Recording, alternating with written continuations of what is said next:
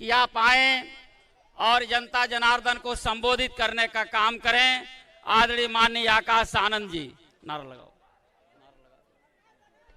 Bahujan Samaj party जिंदाबाद, Bahujan Samaj party जिंदाबाद, श्री आकाश आनंद जिंदाबाद, श्री आकाश आनंद जिंदाबाद, श्री आकाश आनंद जिंदाबाद, बहन कुमारी मायावती जी जिंदाबाद, बहन कुमारी मायावती जी जिंदाबाद, आदरणीय श्री नेशनल कोऑर्डिनेटर साहब।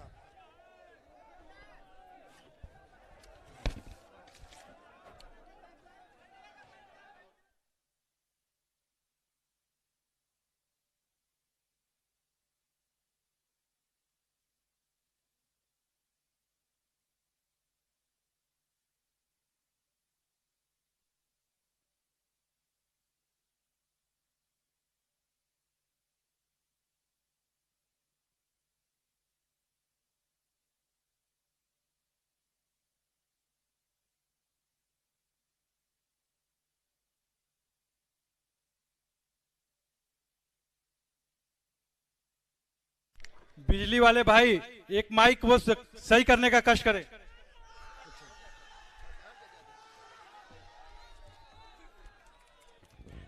क्यों भाई, अपनी बात रखने के लिए उधर से या इधर से आपको कोई दिक्कत तो नहीं? चलो, जय भीम। एक बात कहे, सुबह से एक रैली करके आ रहे हैं, थक गए थोड़े से, और आप लोगों का जोश देखकर, आप लोगों की ऊर्जा, अब मेरे में जान आ गई।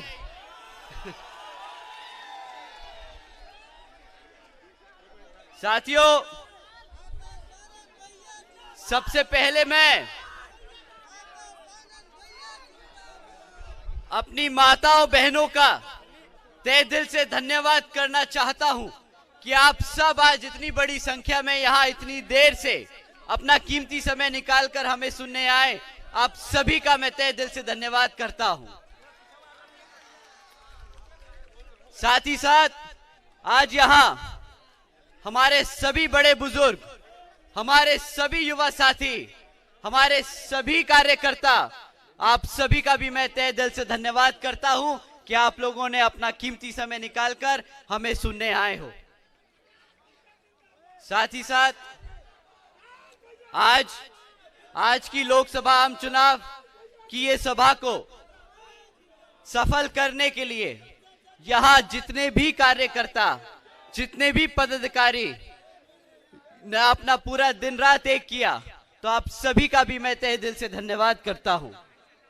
साथ ही हमारे मंच पर मौजूद हमारे सभी प्रत्याशियों का भी मैं एक बार फिर से धन्यवाद करता हूं कि आप सब ने मिलकर आज इस चुनावी जनसभा को जो सफल किया है, आप सभी का मैं तहे दिल से आभारी हूं। साथियों, अपनी बात आप लोगों के बीच में रखने से पहले मैं हमारे सभी संतों, गुरुओं व महापुरुषों को में, जिसमें खासकर महात्मा ज्योतिबा फूले, छत्रपति शाहू जी महाराज, नारायण गुरु, पेरियार रामास्वामी जी व बाबा साहब भीमराव अंबेडकर जी एवं मान्यवर साहब श्री काशीराम जी को नमन करता हूं। साथियों, मैं बहुजन समाज पार्टी की राष्ट्रीय अध्यक्ष व उत्तर प्रदेश की 4 बार मुख्यमंत्री व पूर्व सांसद आदरणीय बहन जी के नाम से लोकप्रिय बहन कुमारी मायावती जी को पूरे तहे दिल से आभार प्रकट करता हूं। पंडाल छोटा पड़ गया, मैं समझ सकता हूं। आप सब अगर हो सके तो आके बैठ जाएं, अगर हो सके तो आके सब बैठ जाएं।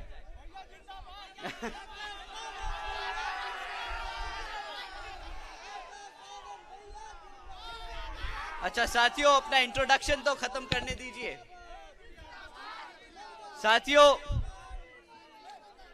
जिन्होंने अपनी पूरी जिंदगी वामसेफ, DS4 व BSP के जन्मदाता एवं संस्थापक मान्यवर साहब श्री काशीराम जी के बताए हुए रास्ते पर चलकर परम पूज्य बाबा साहब डॉक्टर भीमराव अंबेडकर जी के मानवतावादी व आत्मसम्मान व स्वाभिमान के मूवमेंट के कारवा को अपना आजीवन त्याग, तपस्या व कड़े संघर्ष के जरिए नई राजनीतिक ऊर्जा, शक्ति व पहचान दी है तथा उत्तर प्रदेश जैसे विशाल व महत्वपूर्ण राज्य में 4 बार अपनी बीएसपी के नेतृत्व में सरकार बनाकर खासकर बहुजन समाज के लिए एक ऐसी मिसाल बन गई हैं जिससे प्रेरणा लेकर करोड़ों लोग आज यहाँ सामाजिक परिवर्तन व आर्थिक तरक्की के मिशनरी कार्य से जुड़े हुए हैं।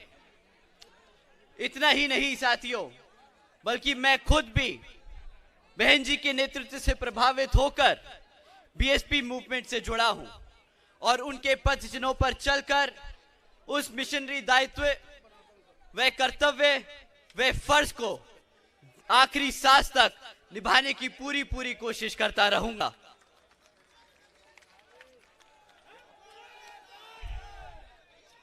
जिसके लिए बहुजन समाज के मसीहा परम पूज्य बाबा साहब डॉक्टर भीमराव अंबेडकर जी ने आजीवन कड़ा संघर्ष किया है। साथियों, जैसा कि आप जानते हैं, इस लोकसभा आम चुनाव के दौरान दुश्मन विरोधी पार्टियां हमारे पार्टी को, हमारे समाज को अंदर से तोड़ने की पूरी कोशिश करेंगे। वैसे एक समय था कि जब विरोधी पार्टियां सामने से आकर वार करती थी आप पर पिछले कुछ सालों में, स्पेशली खासकर 2007 के बाद से दुश्मन की आज इतनी हिम्मत नहीं है कि वो हाथी के सामने आकर उसे चुनौती दे सके। बताइए,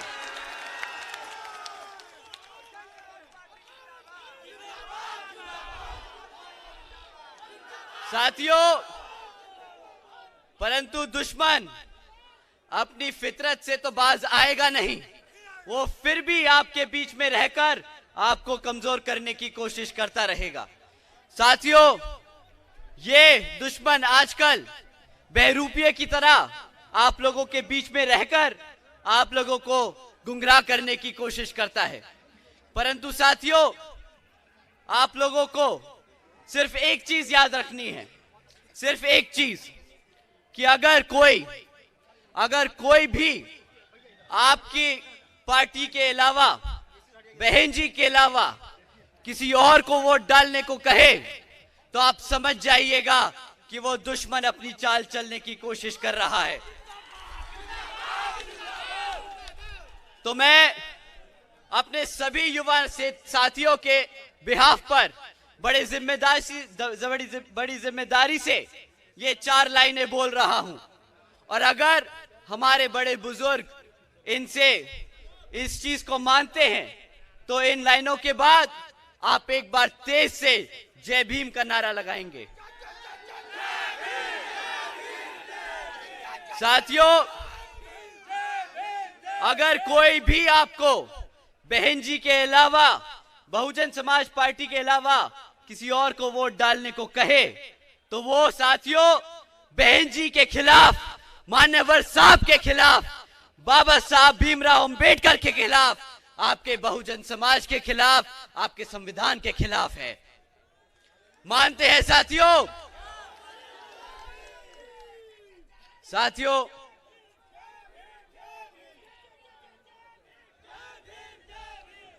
आप सब ने, साथियों, मैं किसी एक पार्टी के बारे में आपको बताऊं, उससे पहले जो इन विभिन्न विरोधी दल हैं, जो इन्होंने आप लोगों के साथ विश्वासघात किया है, मैं उसके बारे में आप लोगों को पहले बताना चाहता हूं। साथियों, आपने इलेक्टोरल बॉन्ड्स के बारे में सुना है किस तरह इन धरना सेठों ने इन राजनीतिक दलों को खरीदकर आपके वोटों की सौदेदारी की है। सुना है आपने इसके बारे में? साथियों, अगर नहीं सुना तो मैं आपको इलेक्टोरल बॉन्ड्स के बारे में कुछ 2-4 बात बताना चाहता हूं। साथियों, पिछले 6 साल में 25 राजनीतिक दलों ने तकरीबन 16,500 करोड़ रुपए बड़े बड़े धरना सेठों की कंपनियों से इलेक्टोरल बॉन्ड्स के द्वारा चंदा लेने का काम किया है। चंदा लिया है या फिरौती, ये तो सिर्फ सुप्रीम कोर्ट और समय ही बताएगा। परंतु अगर आप लोगों को जरा सा भी इसके बारे में समय मिले पढ़ने का, तो आप जान जाएंगे कि किस तरह इन राजनीतिक दलों ने आप लोगों के खिलाफ धरना सेठों से पैसा लेकर अपनी पार्टियां चलाने का काम किया है। साथियों, इन 25 राजनीतिक दलों में सभी बड़ी बड़ी पार्टियों के नाम थे, सभी बड़ी बड़ी पार्टियों के नाम थे। बीजेपी, कांग्रेस, समाजवादी पार्टी, आम आदमी पार्टी, सबके नाम थे, सिवाय एक पार्टी जो राष्ट्रीय स्तर की पार्टी है, जिसका नाम नहीं था इस इलेक्टोरल बॉन्ड्स में। आप जानते हैं कौन सी वो पार्टी है जिसने एक भी रुपया नहीं लिया धरना सेठों से? कौन सी पार्टी है? कौन सी पार्टी है? साथियों, बहुजन समाज पार्टी केवल यहां उत्तर प्रदेश में ही नहीं बल्कि पूरे देश में बड़े बड़े पूंजीपतियों या धरना सेठों के धन बल से नहीं, बल्कि अपने समर्थकों, अपने मेहनतकश कार्यकर्ताओं के तन, मन और धन से चलने वाली पार्टी है, जो आज की डेट में कोई पूरे देश में इसके अलावा ये लाइन नहीं कह सकता। साथियों,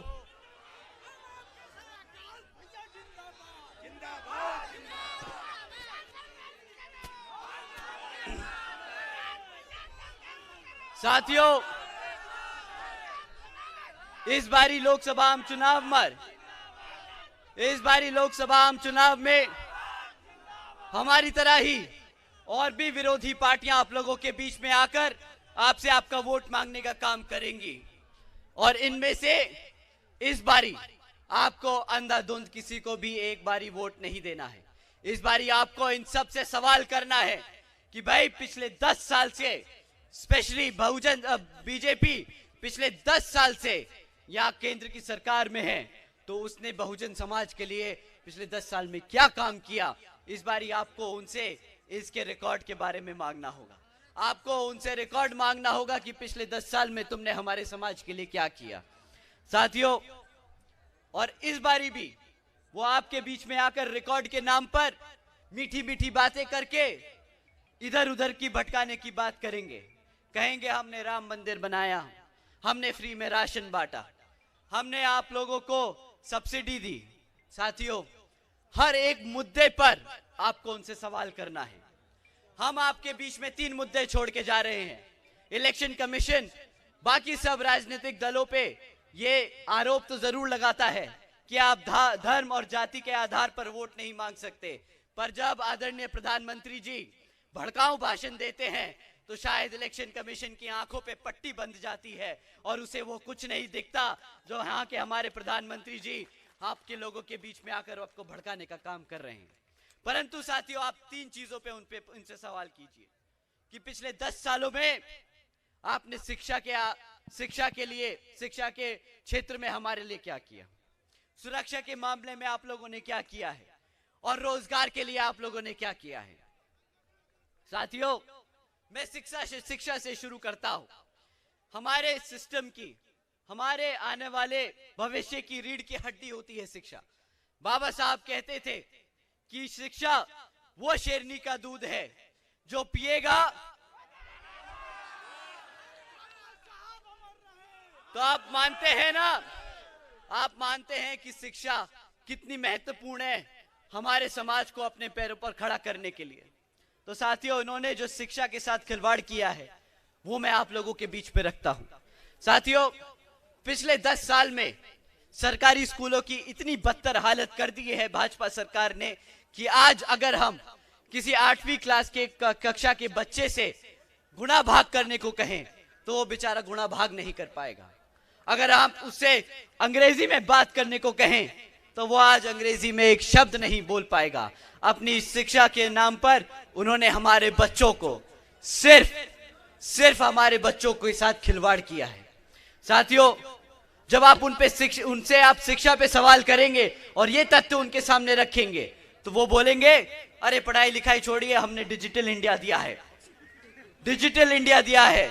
उस पे भी मैं आपके सामने एक मुद्दा छोड़ के जा रहा हूं, एक इंपॉर्टेंट पॉइंट छोड़ के जा रहा हूं। साथियों, सरकारी आंकड़ा कहता है कि आज 65% से ज्यादा सरकारी स्कूलों में एक कंप्यूटर तक की फैसिलिटी नहीं है।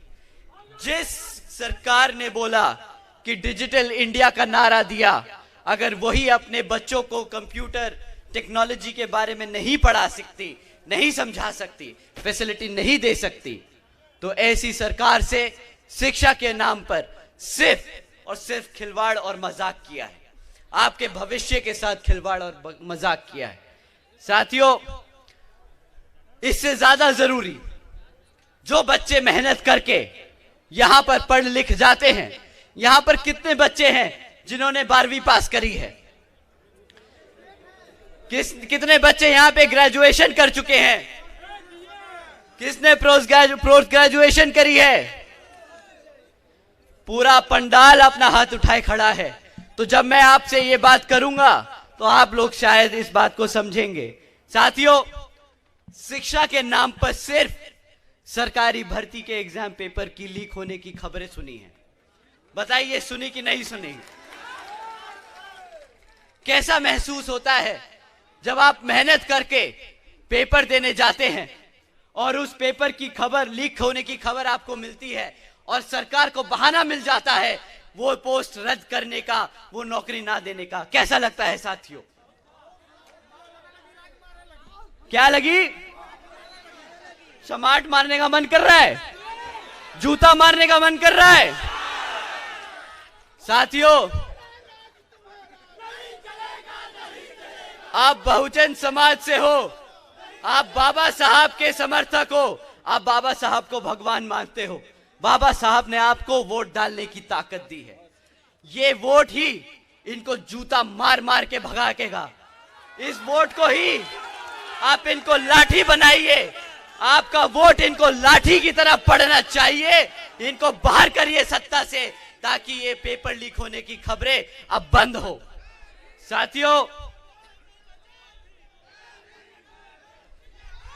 साथियों, अब बात करते हैं रोजगार की।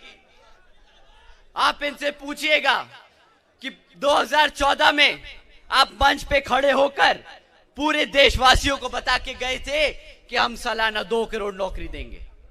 2 करोड़ नौकरी देने के नाम पर क्या दिया उन्होंने? यहां पर कितने साथी हैं जिनके दूर के रिश्तेदारों में भी कभी नौकरी लगी हो पिछले 10 साल में?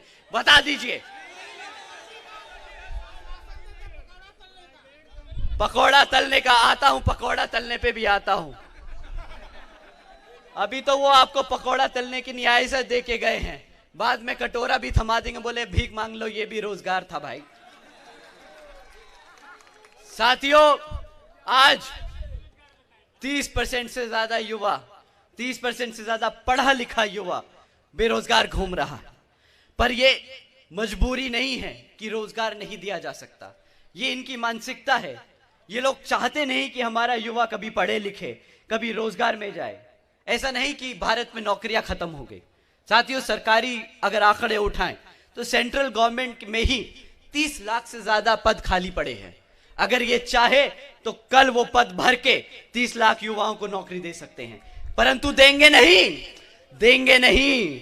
अगर आपको नौकरी मिल गई तो रिजर्वेशन भी मिल जाएगा, आपकी जेब में पैसा भी आ जाएगा, आप अपने हकों के लिए लड़ भी पाओगे। पर ये आपको गरीब रखना चाहते हैं, आपको आपके संवैधानिक अधिकारों से दूर रखना चाहते हैं। ये चाहते हैं आप उनके गुलाम बन के रहें। साथियों, ये वो सरकार है जिसने जब बाबा साहब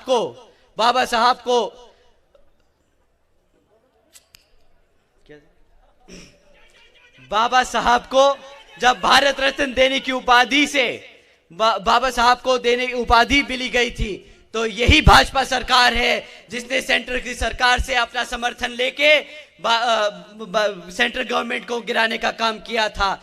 ये वो सरकार है जिसकी मानसिकता इतनी गंदी है कि वो देख नहीं सकते कि बाबा साहब को भारत रत्न की उपाधि मिल जाए। साथियों, ये वो लोग हैं जो संविधान के खिलाफ खड़े हैं, जिसने संविधान को दिया उसके खिलाफ खड़े हैं। साथियों, ये वो नौकरी नहीं दे सकते जो इनके पास है, परंतु जब नौकरियां निकलती भी हैं तो आप जानते हैं कि कितना बुरा हाल है रोजगार के नाम पर। मैं आपको एक हेडलाइन पढ़ के सुनाता हूं। साथियों, 17 लाख से ज्यादा युवाओं ने मात्र 3500 नौकरियों के लिए अप्लाई किया। अगर आप जानते हैं कि 17 लाख बच्चे सिर्फ 3500 जॉब्स के लिए अप्लाई कर रहे हैं, तो रोजगार के नाम पर इन्होंने कितना बड़ा खिलवाड़ किया है, यह आप सब समझते होंगे। साथियों, अब आपको रोजगार तो नहीं दे पाए, आपके बच्चों को शिक्षा नहीं दे पाए, तो भटकाने के लिए क्या किया जाए? मुफ्त में राशन देने की बात करी इन्होंने। 5 किलो, अरे बाप रे, ज्यादा दे दिए क्या? 5 किलो। साथियों, ये एक कार्ड भी देते हैं। अरे वाह! आपको बताएं, अगर आप रोजगार में होते तो ये सब की भीख मांगने की जरूरत नहीं पड़ती आप लोगों को। इन्होंने क्या किया? ये बड़े गर्व से आके मंच पे खड़े होके बोला, हम 80 करोड़ जनता को मुफ्त में राशन देने का काम कर रहे हैं। वहां माता, हमारी मां कुछ बोल रही है जी।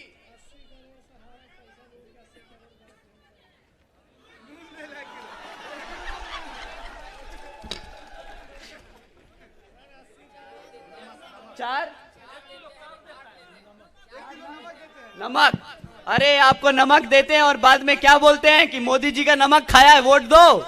हैं? मोदी जी का नमक खाया है। मोदी जी कहां से लाए नमक?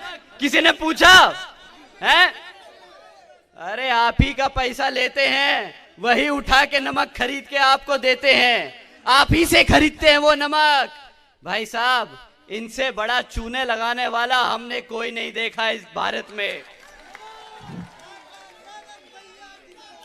आकाश भाई संघर्ष करे, आकाश भाई संघर्ष करे। साथियों, ये बड़े गर्व से बोलते हैं हमने 80 करोड़ जनता को मुफ्त में राशन दिया। परंतु साथियों, इनसे कोई पूछे कि अगर तुमने 140 करोड़ की जनता में से 80 करोड़ जनता को मुफ्त पे राशन की जरूरत पड़ने लगी है, तो तुमने आधे भारत को गरीब बना दिया कि नहीं?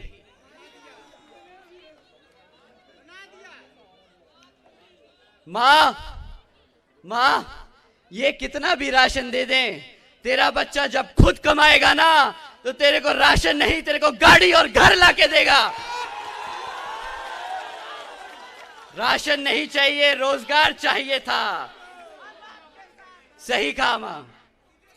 साथियों, 80 करोड़ जनता को मुफ्त में राशन नहीं, सालाना 2 करोड़ नौकरी का वादा था। अब साथियों, ये 80 करोड़ जनता को जो मुफ्त में राशन देते हैं, इसकी कीमत आप जानते हैं? जानते हैं इसकी कीमत आप? आपको महीने का 1000 रुपए से ऊपर का राशन नहीं मिलता होगा, नहीं मिलता ना? साल का 12,000 रुपया राशन में, बस 12,000 रुपया राशन में अगर क्लास 4 की भी नौकरी मिलती, बहन जी के समय में स्पेशली, सफाई कर्मचारी को भी 35,000 रुपया मिलता था, पता है? साथियों, अगर 30,000 रुपया भी मिलता महीने का, तो आप साल का 3.25 लाख रुपया कमाते। जहां पे ये आपको 12,000 रुपए का राशन देते हैं, वहीं पे आपसे 3.25 लाख रुपए लूटने का काम करते हैं। 3.25 लाख रुपए लूटने का काम करते हैं। साथियों, ऊपर से बोलते हैं 2 करोड़ नौकरी देंगे, तो 80 करोड़ जनता को भिखारी बना दिया, नौकरी तो आई नहीं। फिर बोलते हैं कि नमक खाया है मोदी जी का, तो वोट दीजिए। तो वो नमक भी आप ही का पैसा लेते हैं और उसी से खरीद के आपको देते हैं। तो वो भी एक नया जुमला बना रखा है। उस वक्त 2014 में इन्होंने बड़े सीना ठोक के बोला था कि हम महंगाई कम कर देंगे, हमारी माताओं बहनों को गैस सिलेंडर बहुत महंगा पड़ रहा है, वो अपने घर में खाना पका नहीं पा रही हैं। आज आप उनसे पूछिए कि भाई साहब आज आपने गैस सिलेंडर कितने का बेच रहे हो? कितना? अरे गलत बोल रहे हो, 1200 ज्यादा बोल रहे हो भाई।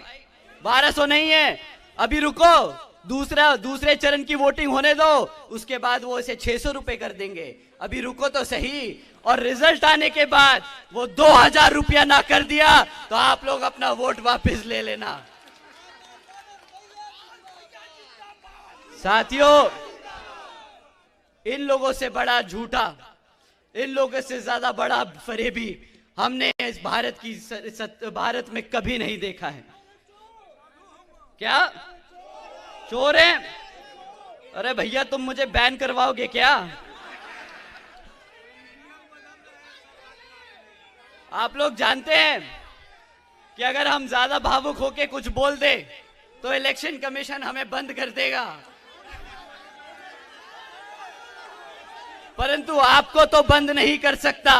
तो आपको जो जिया है आप बोल सकते हो। क्या बोला? चौकीदार क्या है? संघर्ष करो, आकाश भैया संघर्ष करे, चप्पा चप्पा गूंज उठेगा आकाश भैया के नारों से, चप्पा चप्पा गूंज उठेगा, चप्पा चप्पा गूंज उठेगा। साथियों, इसी क्रम में अभी कुछ दिन पहले भाजपा के एक बहुत बड़े नेता ने अपने मंच से ये कहा था कि भाई आप लोग भाजपा की सरकार को, खासकर यूपी में बुलडोजर की सरकार बोल बोल कर बदनाम कर रहे हो। अब हमें समझ आता है कि हम उन नेता का नाम नहीं ले सकते, परंतु हम ये तो जरूर समझते हैं कि बुलडोजर की सरकार तो हम ही बोल रहे थे। तो उन्होंने हमें कहा कि भाई अपनी आंखें खोल के देखो, यूपी में बुलडोजर की नहीं तरक्की की सरकार चल रही है। हमने लगा कि शायद ही हम किसी और दुनिया में जी रहे हैं जहां पर बुलडोजर की मदद से गरीबों के घर उजाड़े गए, शायद वो गलत होगा। तो हमने उनकी कही हुई बात को माना। उन्होंने कहा अपनी आंखें खोल के देखो और देखो यूपी कितना तरक्की कर रहा है। तो हमने आंखें खोली। वो हमारे बड़े हैं, हमारे बड़े नेता हैं, सीनियर है, तो हमने बात मानी। हमने आंखें खोली और देखा कि पिछले 1 साल में उत्तर प्रदेश में ही अकेले 65,000 से ज्यादा हमारी बहन बेटियों पे अत्याचार के केस दर्ज हुए। देखा हमने 1 साल में क्या हुआ है। यही नहीं, बुलडोजर की सरकार नहीं है साथियों। इसी क्रम में मैंने सोचा शायद ये नहीं कुछ और होगा। तो फिर हमने देखा कि पिछले 1 साल में यहां पर यूपी में 400 से ज्यादा किसान भाइयों ने अपनी जान ले ली इनकी सरकार की गलत नीतियों के चलते हुए। पर ये बुलडोजर की सरकार नहीं है, ये वो सरकार है जिसने अपनी माताओं बहनों को सुरक्षा न दे पाए। ये वो सरकार है जो अपने किसानों की बात नहीं समझ पाए। मैंने सोचा शायद ये मैं ही कुछ गलत पढ़ रहा हूं, मे बी बीजेपी के खिलाफ है ये मीडिया, तो गलत न्यूज छाप रही होगी। फिर हमने एक न्यूज आर्टिकल पढ़ा जिसमें लिखा था 62 प्यून की नौकरियों के लिए 90,000 से ज्यादा पीएचडी और ग्रेजुएट बच्चों ने अप्लाई किया। मुझे लगा कि शायद ये भी गलत खबर होगी, परंतु जब और थोड़ा सा जांच पड़ताल करी तो पता चला यूपी में 40% 5 साल से कम उम्र के बच्चे कुपोषण के शिकार हैं। यह भी हकीकत है। यूपी देश में नंबर 1 है अपने बच्चों के खिलाफ यौन शोषण के मामलों में। साथियों, हमारी बहन बेटियों के खिलाफ सबसे ज्यादा केस यहां यूपी में दर्ज किए जा रहे हैं। हत्याओं के मामले में यूपी नंबर 1 पहुंच चुका है। और साथियों, यही नहीं, हमारे आदरणीय नेताजी जो आप उत्तर प्रदेश की वाराणसी से यहां सांसद हैं, वो प्रदेश आज यहां भारत का किडनैपिंग कैपिटल बन चुका है। आज यहां पर उत्तर प्रदेश में 16,000 से ज्यादा किडनैपिंग के मामले सामने आए हैं। तो शायद वो सही है कि बुलडोजर की सरकार नहीं है, बुलडोजर से इन्होंने कुछ कई सौ लोगों के घर तोड़े होंगे, बट यहाँ पे 16,000 से ज्यादा परिवार अपने लोगों को खो चुके हैं किडनैपिंग के द्वारा। साथियों, मैं उनकी बात मानता हूं और आप लोगों के सरकार को, भाजपा की सरकार को जनता को गुमराह करने की सरकार कहता हूं, बुलडोजर की सरकार नहीं कहूंगा।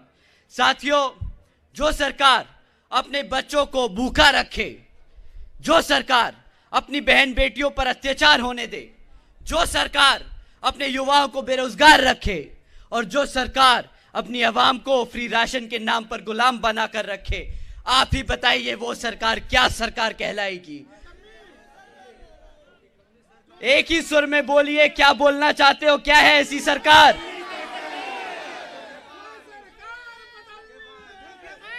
कौन सी सरकार है? जो सरकार निकम्मी है, जो सरकार निकम्मी है, आकाश भैया संघर्ष करे, आकाश भैया संघर्ष करे। तो साथियों, आपने बोला ये सरकार क्या है?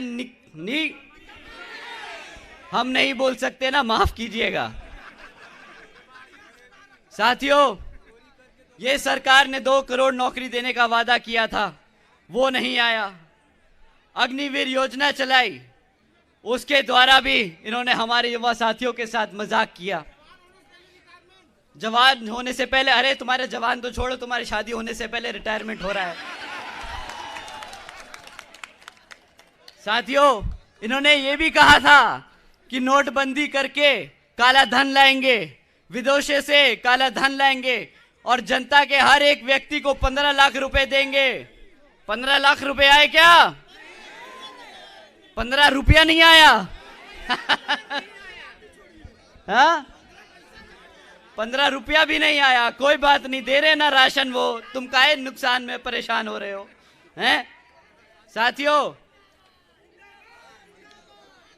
साल का 12,000 रुपये का राशन देकर 3 लाख रुपए का चूना लगाते हैं।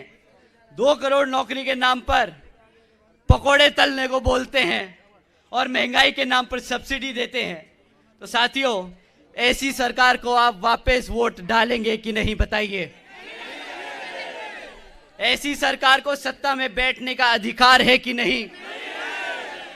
तो साथियों, पर ध्यान रखना, ये आएंगे बोलेंगे पकोड़ा तल लो, वो भी रोजगार है। समझना, ये पकोड़ा तलना अगर रोजगार है, अगर आपने गलती से भी इनकी बात मान ली तो कल ये बोलेंगे कि भाई कटोरा लेके सड़क पे खड़े होके भीख मांगना भी रोजगार है। उसी लॉजिक से भीख मांगना भी रोजगार है। तो ये आपको भिखारी बना दे, उससे पहले इनको आप सत्ता से निकालकर सड़क पर लाकर इनको इनकी औकात दिखा दीजिए। साथियों, कुछ इसी तरह यूपी में समाजवादी पार्टी भी आप लोगों के बीच में आकर आपसे वोट मांगने का काम करेगी। परंतु साथियों, मैं आप लोगों से ये समझना चाहता हूं, आप मुझे बताइएगा कि मैं गलत हूं कि सही। पूछने तो दो मेरे भाई। जिस समाज ने 2022 में समाजवादी पार्टी को एक तरफा वोट डाला, क्या जब उस समाज पे अत्याचार हुआ इन 2.5 सालों में, क्या समाजवादी पार्टी के नेता ने आकर एक बार भी इस समाज के हित में कोई बात कही कि नहीं कही, बताइए? एसी कमरा से बाहर नहीं निकल पाए भैया, वो एसी कमरा नहीं, वो सीधा संसद पहुंच गए। पता है क्या, जब रिजर्वेशन इन प्रमोशन का बिल राज्यसभा में आया तो ये सबसे पहले दौड़कर वो बिल को फाड़ने के लिए आगे बढ़े होके खड़े हो गए। साथियों, ये वो पार्टी है जो आपके अधिकारों के खिलाफ खड़ी है, आपके साथ नहीं। साथियों, इनको वोट डालना मतलब अपने समाज से गद्दारी करने बराबर होगा। वैसे भी सुना है कि साथियों, हमारे आदरणीय अखिलेश यादव जी, थोड़ा सा मुश्किल हो रही है उन्हें अपनी पार्टी संभालने में।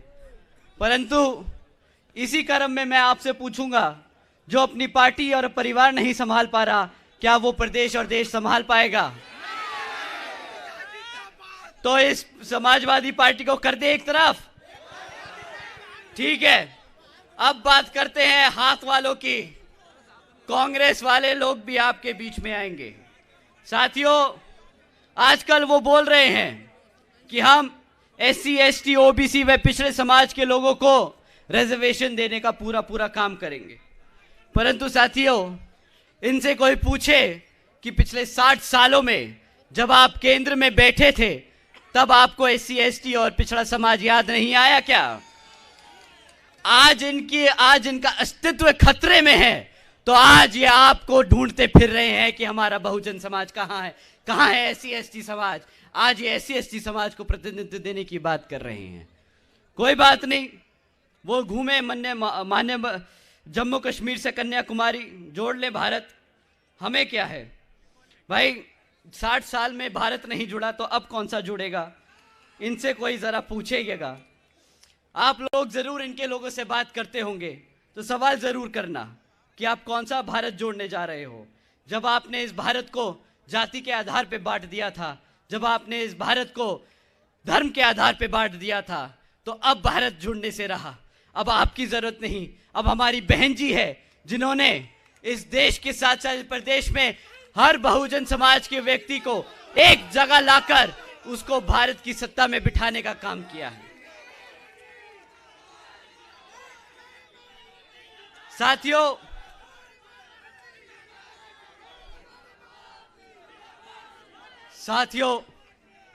बहुजन समाज पार्टी एक लौती पार्टी है जिसने हर समाज को सम्मान देने का काम किया है। आप सब ने देखा किस तरह बीजेपी ने क्षत्रिय समाज और मुसलमान समाज को एक किनारे कर दिया, लेकिन आपकी नेता बहन जी ने गाजियाबाद से गाजीपुर तक किस तरह हमारे क्षत्रिय और मुस्लिम समाज को सम्मान देने का काम किया है, वो आप सबके सामने है। साथियों, अब इन लोगों पे और वक्त जाया नहीं करेंगे। हम आपको बहन जी के कामों के बारे में बताना चाहते हैं, जिसके तहत चलकर यहां उत्तर प्रदेश में नहीं बल्कि पूरे देश में बहन जी अपने सर्व समाज में से सभी जरूरतमंद लोगों की मदद करने का काम करेंगी। साथियों, बहन जी के गवर्नेंस मॉडल के तहत चलकर 2007 से 12 के दौरान बसपा की सरकार ने महामाया गरीब बालिका आशीर्वाद योजना चलाई थी। साथियों, आप जानते हैं इस योजना के तहत बहन जी ने अपनी बच्ची को पैदा होने के वक्त ही 1 लाख रुपए देने का काम किया था।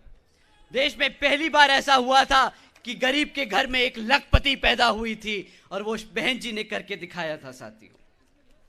साथियों, इसी क्रम में बहन जी ने सावित्रीबाई फुले बालिका आशीर्वाद योजना भी चलाई थी, जिसके तहत बहन जी ने 12वीं तक की शिक्षा अपनी बच्चियों के लिए मुफ्त करी थी। साथियों, आप जानते हैं कि बहन जी ने ये बच्चियों को शिक्षा मुफ्त क्यों करके दी? जानते हैं क्यों? क्योंकि बाबा साहब कहते थे कि शिक्षा वो शेरनी का दूध है, जो पिएगा वो दहाड़ेगा। और बहन जी ने अपने प्रदेश की हर एक बच्ची को दहाड़ने की ताकत दी है, अपने प्रदेश की हर एक बच्ची को शेरनी बनाने का काम किया है। साथियों, बहन जी मॉडल ऑफ गवर्नेंस के तहत बसपा की सरकार ने प्रदेश के व्यवसायिक technical institutes, engineering colleges, polytechnic एवं इंडस्ट्रियल ट्रेनिंग इंस्टीट्यूट्स में अन्य पिछड़े वर्गों के छात्रों के लिए 27% सीट की आरक्षण तय की थी।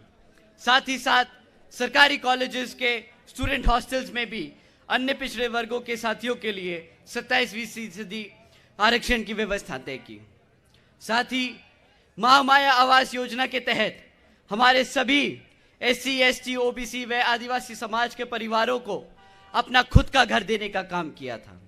साथियों, यही नहीं बल्कि बहन जी ने अपने शासनकाल में 90,000 से अधिक शिक्षकों को सरकारी नौकरी दी, 1 लाख से अधिक सफाई कर्मचारियों को रोजगार दिया, 2 लाख से अधिक जवानों को पुलिस फोर्स में भर्ती किया और 6 लाख से अधिक अपर कास्ट समाज के सभी लोगों को विभिन्न विभिन्न सरकारी विभागों में सरकारी नौकरी देने का काम किया था।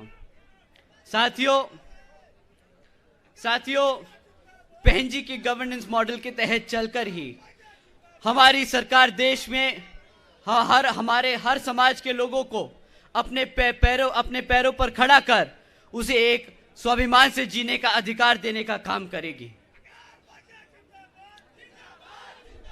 साथियों,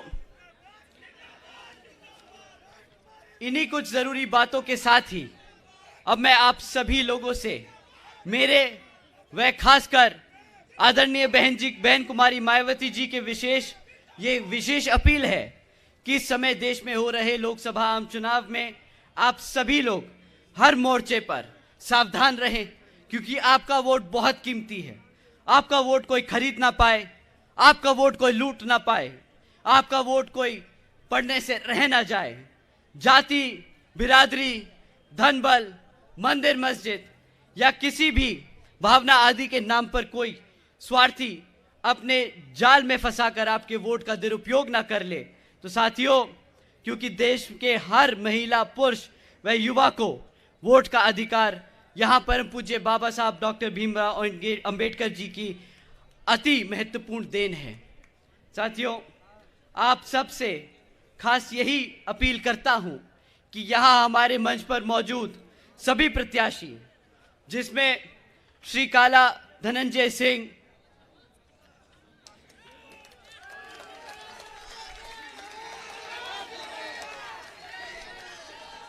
श्री कृपा शंकर सिंह,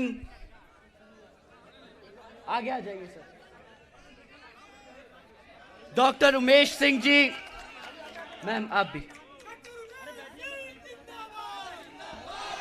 सत्येंद्र कुमार मौर्य जी, सैयद नयान मंजू भाई जी, इरफान अहमद बबलू जी, मनीष त्रिपाठी जी और दिनेश्वर गौतम जी, आप लोगों से मेरी खास को ये अपील है कि आने वाले लोकसभा आम चुनाव में आप हमारे सभी प्रत्याशियों को हाथी के सामने वाला बटन दबाकर यहाँ पर भारी वोटों से जिताकर पार्लियामेंट में भेजने का काम करें और बहन जी को प्रधानमंत्री बनाने का काम करें।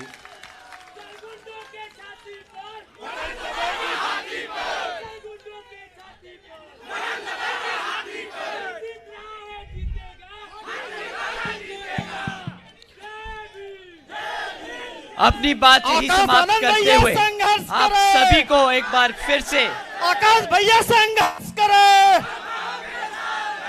आप सभी को मैं फिर से एक बार धन्यवाद करता हूं। जय भीम, जय भारत।